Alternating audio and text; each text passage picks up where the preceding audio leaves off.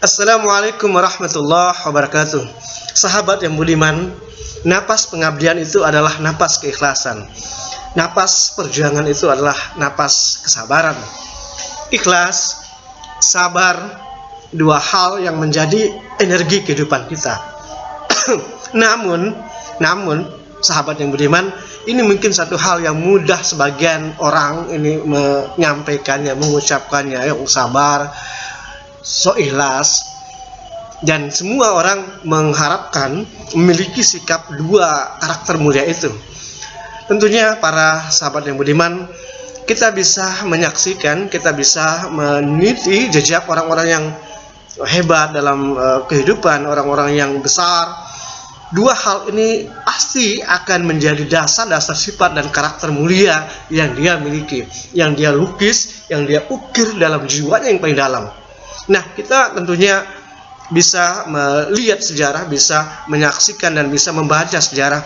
Ya, kita di Al-Halimi, contohnya di pondok pesantren yang ada di Seseda Gunung Sari, Al-Maghfulah Tuan Guru Haji Abdul Halim.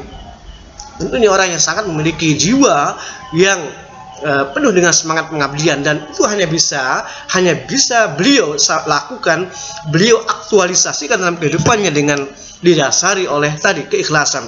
Beliau juga tentunya orang-orang hebat juga yang lainnya yang banyak sekali kita saksikan di bumi ini. Mereka memiliki juga sikap sabar. Nah, ini sabar, apalagi sabar ini para sahabat yang budiman, hal yang sangat kadang-kadang mudah juga kita ucapkan, yang sabar, yang ikhlas.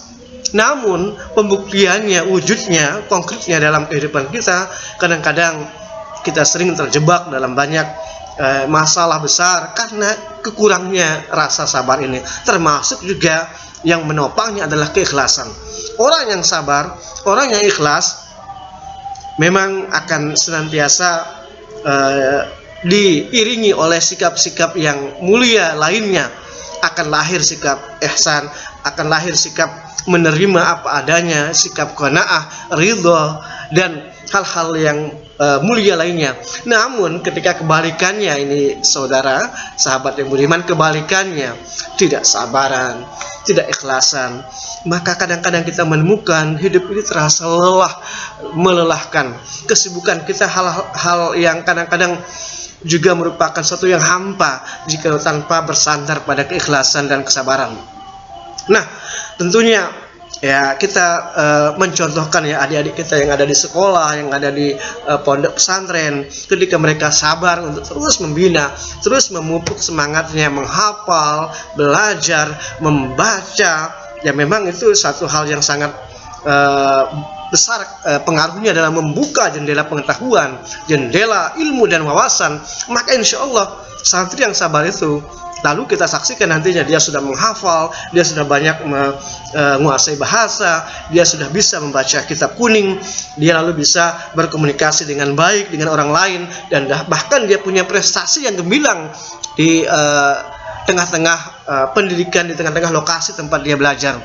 Nah, akhirnya memang para sahabat yang budiman, walaupun itu suatu hal yang sulit ya, kecuali itu sudah dilakoni oleh para guru-guru kita, dicontohkan oleh para murabbi-murabbi kita, ya orang-orang yang membimbing kita, dan mereka tentunya alhamdulillah punya mentalitas kesabaran yang tinggi, punya mentalitas keikhlasan yang tinggi. Semoga kita bisa menirunya, semoga kita bisa mencontohnya. Namun tentunya ini membutuhkan satu kemauan ya sahabat yang budiman. Para santri juga tidak mungkin dia saya pengen menghafal dengan sabar tanpa ada kemauan yang kuat untuk memulainya.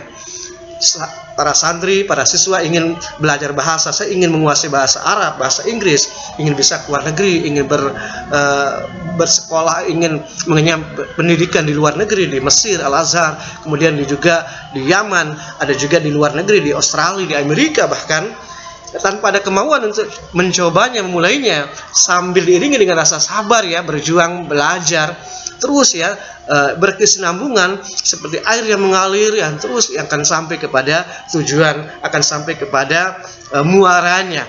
Nah, tentunya sahabat yang budiman, mari kita coba belajar ya, prinsip hidup yang selalu belajar dan tentunya diiringi dengan bersabar. Itulah juga yang dicontohkan oleh guru-guru kita dan guru-guru dimanapun saja berada ya. Semua memiliki prinsip karakter yang mulia, karakter yang tentunya ini berlaku universal dimanapun saja. Ketika ada orang yang punya sikap kesabaran yang tinggi, keikhlasan, ya, keridhaan dalam memulai, dalam melaksanakan sesuatu, dalam menyelesaikan sesuatu, insya Allah akan ditemukanlah muaranya, akan ditemukanlah kesuksesan, akan ditemukanlah hasil-hasil dari yang diharapkan.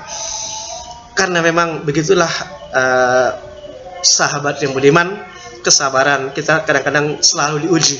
Itulah kehidupan.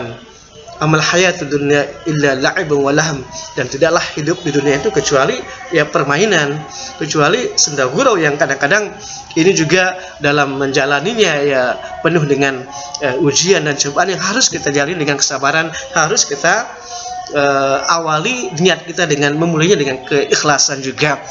Kami tidak menyuruh mereka, wa ma umiru illa liya'budullaha mukhlishina lahuddin.